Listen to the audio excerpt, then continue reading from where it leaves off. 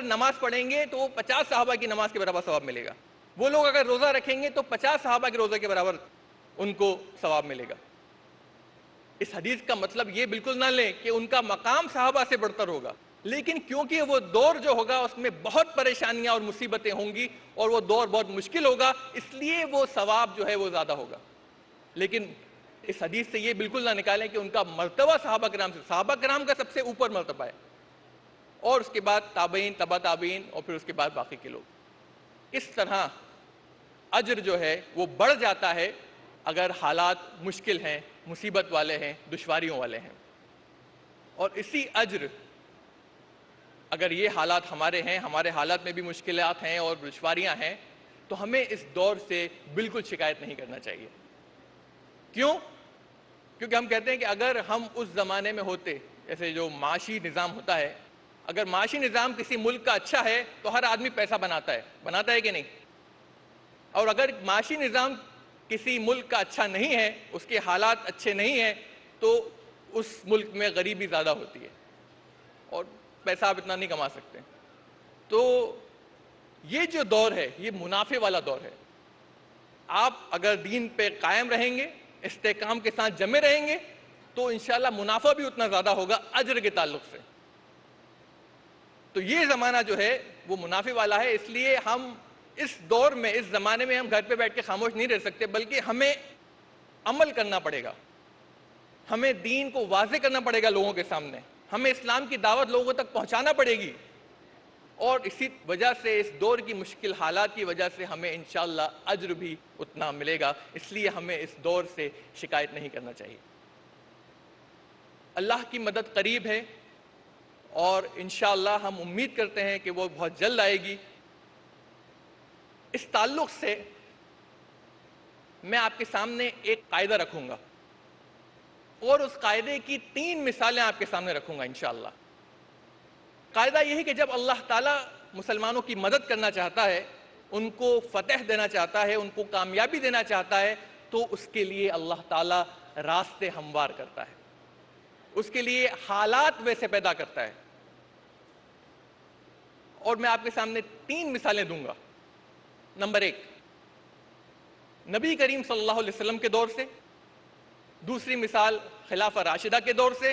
اور تیسری مثال جب اسلام عروج پہ آیا اس زمانے کی ایک مثال دوں گا انشاءاللہ.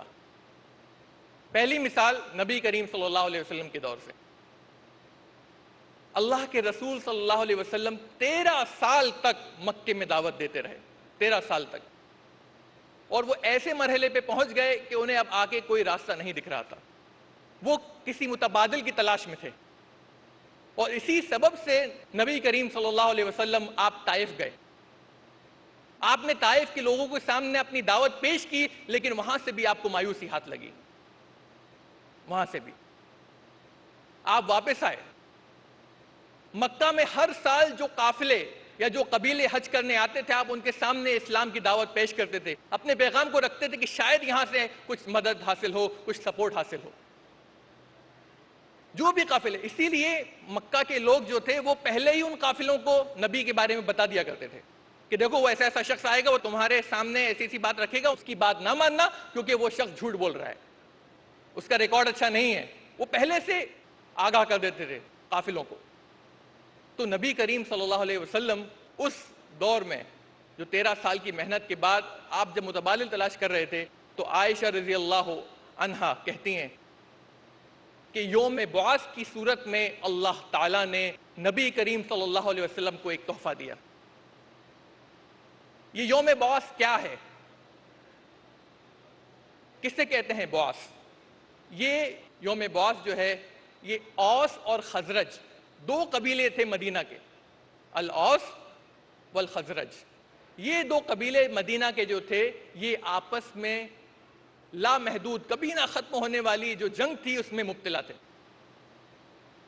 صبح شام ان کا صرف یہی کام تھا، صبح اٹھتے تھے لڑتے تھے ایک دوسرے سے، اور پھر رات ہو جاتی تھی، پھر صبح اٹھتے تھے پھر لڑتے تھے. ان کا روز کا یہ معمول ہو گیا تھا ایک دوسرے سے جنگ کرنا. تو بعث کیا ہے؟ بعث وہ دن تھا جب یہ دونوں قبیلے ایک دوسرے سے جنگ کیے, لڑے ایک دوسرے سے, اور ان کے لیڈران جو تھے وہ مارے گئے. سارے لیڈران, سارے بااثر لوگ, وہ سارے لوگ اس جنگ میں بعث کے دن وہ مارے گئے. اور انسانیت بنا لیڈر کے جی نہیں سکتی. لیڈر چلا گیا تو انسانیت کے لیے جینا بڑا مشکل ہو جاتا ہے. ہمیں ہر چیز میں کوئی نہ کوئی راستہ دکھانے والا رہبر چاہیے.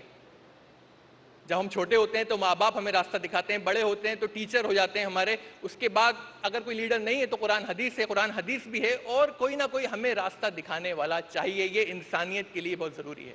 تو بعث کے دن اوس اور خزرج کے دونوں قبیلوں کے جو لیڈران تھے وہ مارے گئے. آپ دیکھیے حالات دیکھیے کس طرح پیدا ہو رہے ہیں.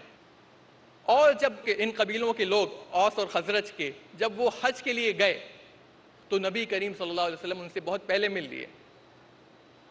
آپ ان سے مل لیے,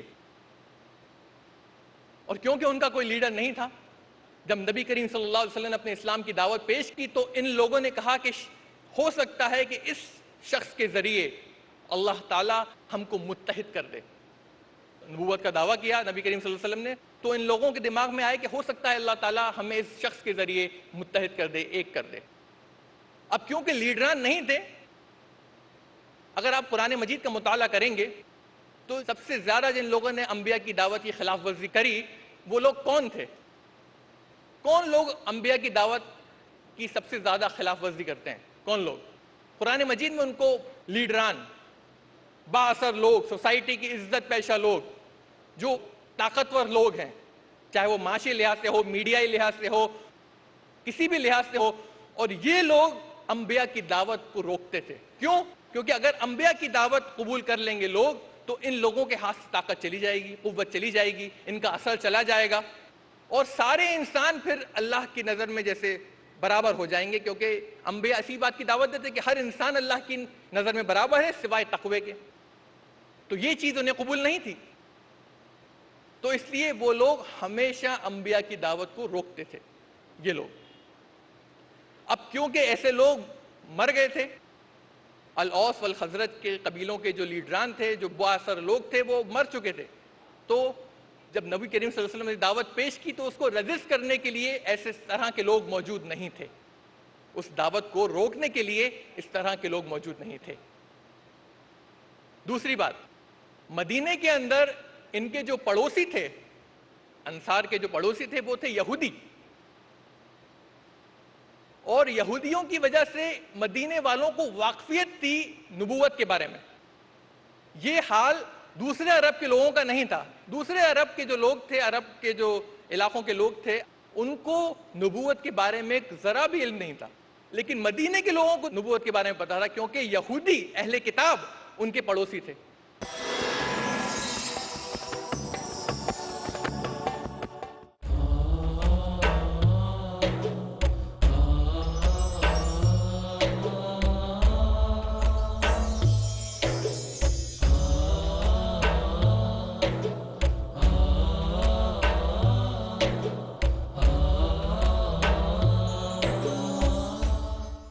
جھوٹ کا اندھیرا کتنا ہی گہرا کیوں نہ ہو, سچائی کی ایک کرن سے مٹا دینے کے لیے کافی ہے. ہر پہلو, ہر نظریہ, ہر نقطہ سچ کا, ہر دم, ہر پل, ہر لمحہ سچ کو پیش کرنے کی جستجو. آئیے میرے ساتھ اور حق کو جانیے. عالم انسانیت کے لیے سچائی کی روشنی. ڈاکٹر ذاکر نائک پیش کریں گے اظہار حق, آج رات 10 بجے اور دوبارہ صبح 8:30 بجے انڈیا میں پیس ٹی وی اردو پر.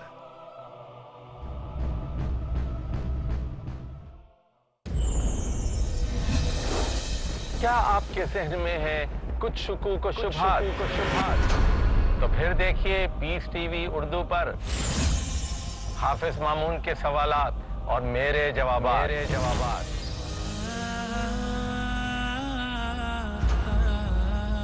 پروگرام ہے قرآن کے سائے میں. میں ہوں خلیل الرحمان چشتی. جانیے زندگی کا وہ مکمل نظریہ جس میں اللہ نے بیان کیے ہیں احکامات دونوں جہان کی کامیابی کے بارے میں. قرآن کے سائے میں اگلا پروگرام پیس ٹی وی اردو پر۔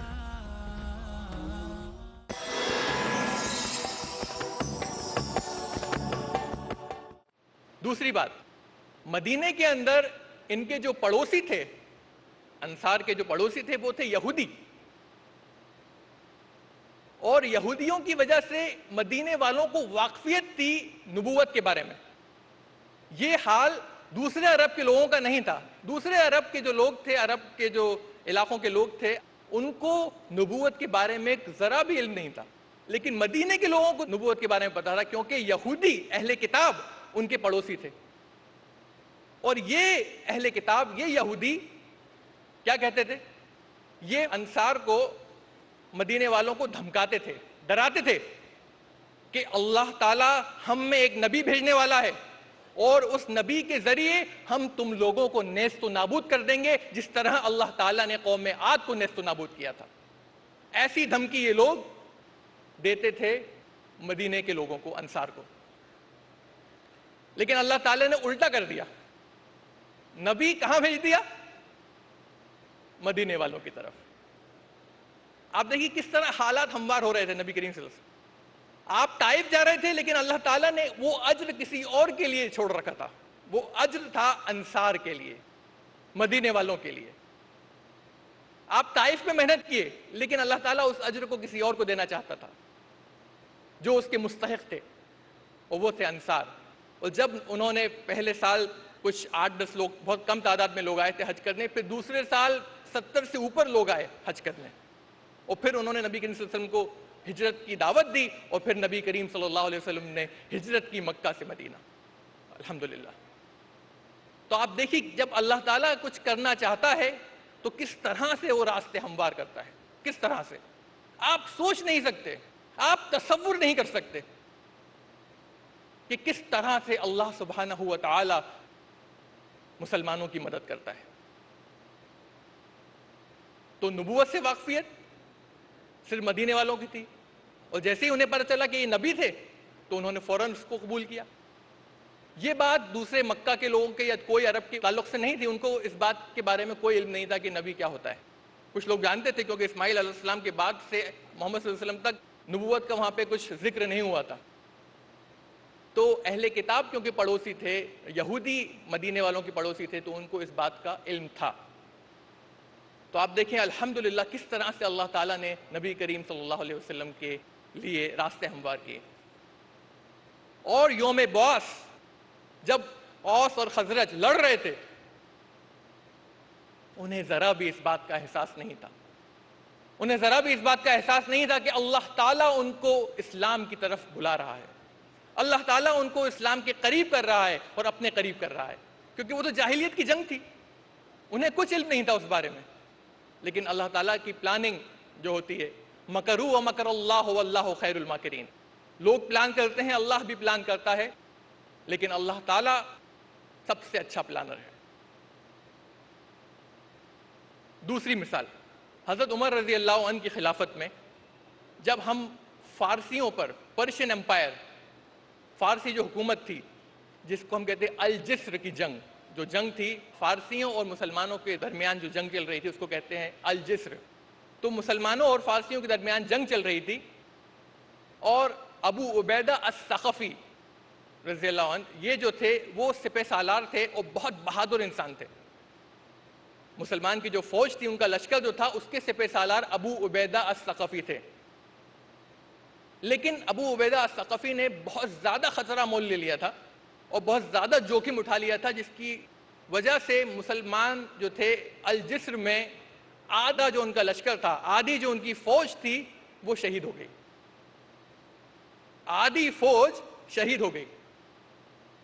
تو جو فارسی جنرل تھا، جو فارسی فوج تھی، انہوں نے سوچا کہ اب راستے جو ہے ہمارے فیور میں ہو رہے ہیں، یہ حالات جو ہیں وہ ہمارے لیے ہموار کیے جا رہے ہیں، ہمارے فیور میں ہو رہے ہیں، ہوا ہمارے حساب سے چل رہی ہے۔ انہوں نے یہ سوچا، اور انہوں نے یہ سوچا کہ اب مسلمانوں نے جس زمین پہ قبضہ کر لیا تھا ہماری، اب وہ ہم ان سے واپس لے لیں گے۔ اور مسلمان آدھا لشکر ختم ہو چکا تھا، کیا کرتے؟ اور فارسی اٹیک پہ اٹیک، حملے پر حملے کرے جا رہے تھے۔ ابن اسیر جو کہ ایک بہت بڑے مورخ ہیں، وہ کہتے ہیں لیکن اللہ تعالیٰ مومنوں کے ساتھ تھا، اللہ تعالیٰ مومنوں کے ساتھ تھا۔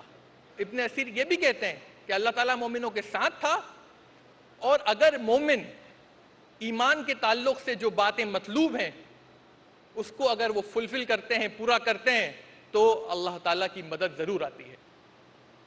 اور ایمان کے تعلق سے اگر ایمان آپ کا پختہ ہے، اس کے اندر قوت ہے، اور اللہ پر ایمان آپ رکھتے ہیں، تو اللہ تعالیٰ ضرور آپ کی مدد کرے گا۔ اور کیا ہوا پھر؟ پرشیا کے اندر، فارس میں جو لیڈر تھے ان کے درمیان پھوٹ پڑ گئی۔ آدھی جو آرمی تھی، آدھی جو فوج تھی، آدھے جو لوگ تھے وہ رستم کے ساتھ ہو گئے اور آدھے دوسرے لیڈر کے ساتھ۔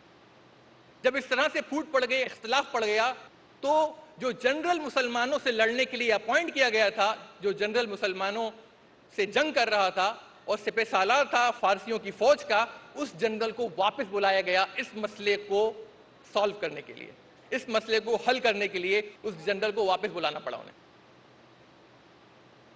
اور جب وہ جنرل واپس آیا اس کو سالو کرنے کے لیے، تو خلیفہ کو وقت ملا کہ وہ اور لشکر بھیج سکے تاکہ وہ جنگ جاری رہ سکے۔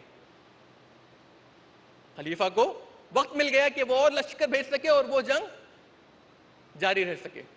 اگر ایسا نہ ہوتا تو لشکر آدھا ہو گیا تھا، اور جس زمین پر ہم لوگوں نے قبضہ کر لیا تھا وہ بھی زمین ہاتھ سے چلی جاتی ہمارے۔ لیکن اللہ تعالیٰ کو تو کچھ اور ہی منظور تھا، اس کو کچھ اور ہی منظور تھا۔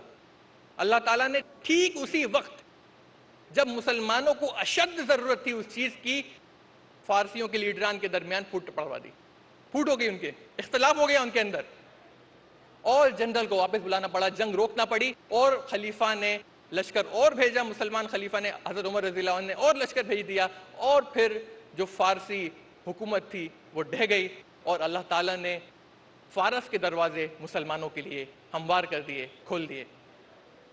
تو آپ دیکھیں کس طرح سے اللہ تعالیٰ مومنوں کی مدد کرتا ہے، کس طرح سے راستے ہموار کرتا ہے۔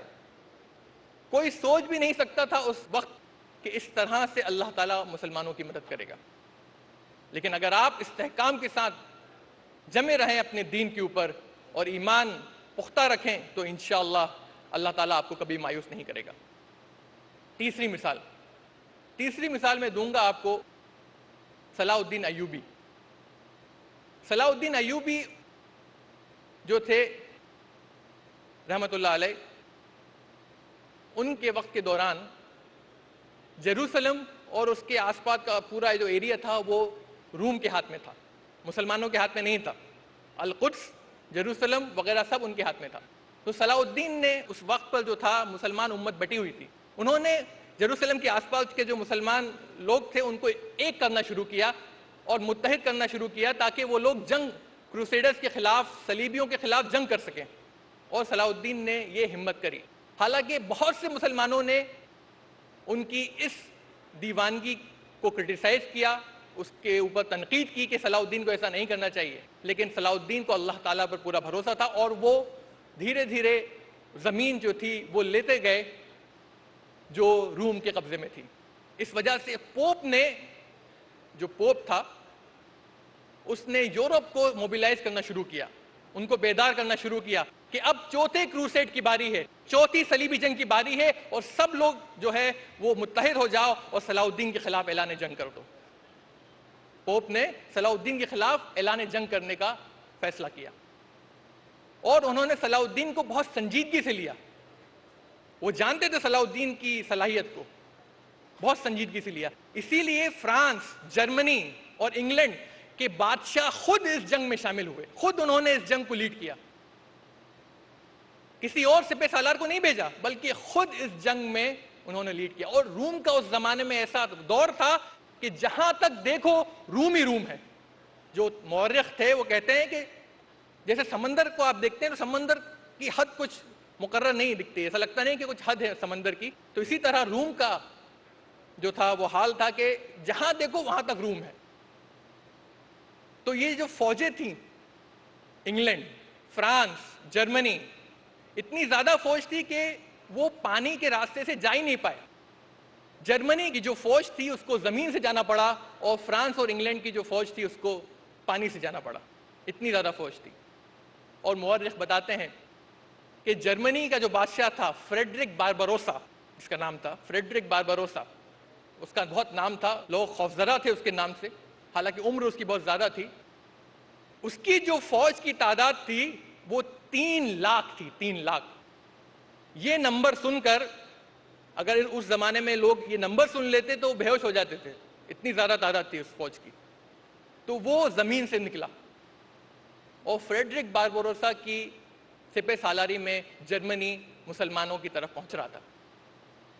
اور جب مسلمانوں کو یہ خبر لگی تو کئی لوگوں نے کہا کہ ہم جہاد میں شامل ہوں گے، ہم لڑائی میں شامل ہوں گے، لیکن کئی لوگ الٹے پاؤں لوٹ گئے، انہوں نے ساتھ چھوڑ دیا. یہ جو حال تھا یہ بالکل ویسا تھا جیسے موسیٰ علیہ السلام کے ساتھ ہوا. موسیٰ علیہ السلام، جب موسیٰ علیہ السلام بنی اسرائیل کو لے کے فرعون سے بچ کر جا رہے تھے تو سامنے سمندر آ گیا اور پیچھے فرعون کا لشکر. سامنے سمندر آ گیا، پیچھے فرعون کا لشکر. تو بنی اسرائیل کے کچھ لوگ موسیٰ علیہ السلام کے پاس آئے اور انہوں نے کہا اے موسیٰ، تم نے تو ہمیں کہاں لا کر کھڑا کر دیا؟ تم نے تو کہا تھا کہ اللہ ہماری مدد کرے گا، یہ تم نے ہمیں کہاں لا کر کھڑا کر دیا؟ پیچھے فرعون کا لشکر ہے، آگے سمندر ہے، اب ہم کیا کریں گے؟ کہ تم نے ہم سے جھوٹ بولا تھا؟ تو موسیٰ علیہ السلام نے کیا جواب؟ موسیٰ علیہ السلام نے جو جواب دیا اللہ تعالیٰ کو اتنا پسند آیا کہ اللہ تعالیٰ نے اپنی کتاب، آخری کتاب قرآن مجید میں اس کو محفوظ رکھا. موسیٰ علیہ السلام نے کہا کلا، ہرگز نہیں، اِنَّ مَعِیَ رَبِّی سَیَہْدِینِ، میرا رب میرا رہنما ہے، وہ مجھے ضرور راستہ دکھائے گا. میرا رب میرا رہنما ہے اور وہ مجھے ضرور راستہ دکھائے گا.